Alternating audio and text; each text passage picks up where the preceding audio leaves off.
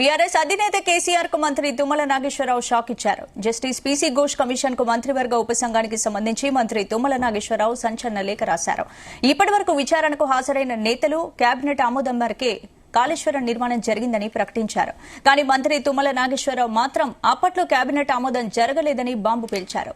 ఇక విచారణలో ఈటెల, హరీష్ రావు తన పేరు ప్రస్తావించారని తెలిపారు. మంత్రివర్గ ఉపసంఘం సిఫార్సులను లేఖతో పాటు పంపారు తుమ్మల.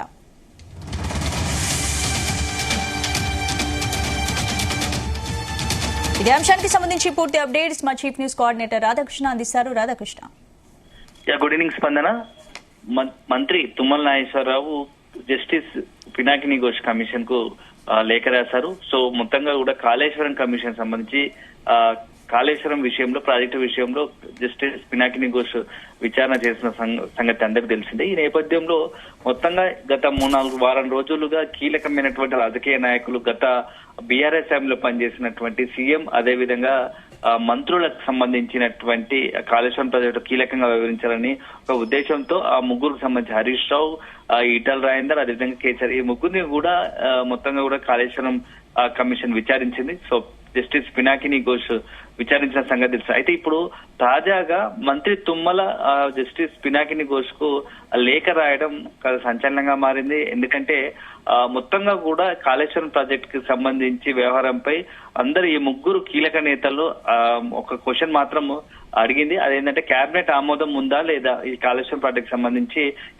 రీడిజైనింగ్ సంబంధించి అని చెప్పేసి పదే కేసీఆర్ గారిని, హరీష్ రావు గారిని, అదేవిధంగా ఈటల ఈ ముగ్గురిని ప్రశ్నించింది. సో ఈ నేపథ్యంలో మొత్తంగా కూడా ఈటల రాజేందర్ తో విచారణ ప్రారంభమైన సందర్భంలో ఈటల రాజేందర్ విచారణ అయిపోయిన తర్వాత బయటకు వచ్చి మాట్లాడిన సందర్భంలో కేబినెట్ అనుమతి ఉంది, అప్పుడు ఈ యొక్క మొత్తంగా కూడా రీడిజైనింగ్ సంబంధించి కేబినెట్ సబ్ కమిటీ ఏర్పాటు చేశారు. దానికి హరీష్ రావు చైర్మన్ గా ఉన్నారు. దాంట్లో సభ్యులుగా నేను, నాతో పాటుగా మంత్రి, అప్పటికి ఉన్నటువంటి మంత్రి తుమ్మల ఉన్నారు అని చెప్పేసి ఈటల రాజేందర్ బయట బహిరంగంగానే మీడియాతో మాట్లాడారు. సో ఆ తర్వాత అదే నెక్స్ట్ డే రోజు తుమ్మల నాగేశ్వరరావు మాట్లాడుతూ అసలు ప్రెస్ మీట్ పెట్టి అసలు ఈ ప్రాజెక్ట్ సంబంధించి కేబినెట్ అనుమతి లేదు, మొత్తంగా కూడా ఈ సబ్ కేబినెట్ కి సంబంధించి ఏది అనుమతి లేదు, మాకు సంబంధం లేదన్నట్టుగా మాట్లాడారు. సో ఈ మొత్తం కూడా సంచలనంగా మారింది. సో ఇదంతా అయిపోయి ఈ రోజు కేసీఆర్ కూడా ఈ కాళేశ్వరం కమిషన్ సంబంధించి, ప్రాజెక్టు కి సంబంధించి కేబినెట్ ఆమోదం ఉంది, కేబినెట్ ప్రభుత్వం అంత అనుమతితోనే ఈ ప్రాజెక్టు చేపట్టడం జరిగింది, రీడిజైనింగ్ చేపట్టడం జరిగింది అని చెప్పేసి ప్రకటించారు.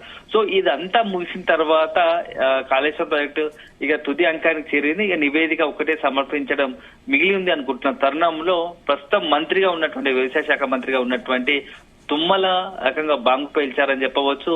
ఇది నాకు సంబంధం లేని వ్యవహారము, మొత్తంగా కూడా ఈ కేబినెట్ దీనికి ఆమోదం మేరకే, మొత్తం కేబినెట్ ఆమోదం దీనికి లేదు, నాకు దీనికి సంబంధం లేదు, నేను గతంలో హరీష్ రావు, ఈటల కూడా నా పేరును అనవసరం ప్రస్తావించారని చెప్పేసి ఆ రోజు జరిగినటువంటి మంత్రివర్గ ఉపసంఘం యొక్క మొత్తం కేబినెట్ సబ్ కమిటీ యొక్క సిఫార్సులను మొత్తం లేఖతో పాటుగా పంపినట్టు తెలుస్తా ఉంది. సో మొత్తంగా ఏం చేశారు, ఆ కేబినెట్ సబ్ కమిటీ సిఫార్సులు ఏంటి, తను చెప్పాల్సుకున్న అంశాలన్నింటినీ కూడా జోడించి ఈ లేఖకు ఒక కేబినెట్ సబ్ కమిటీ యొక్క సిఫార్సులతో జత కలిపి జస్టిస్ పినాకిని ఘోష్ కు అందజేసినట్టుగా తెలుస్తోంది.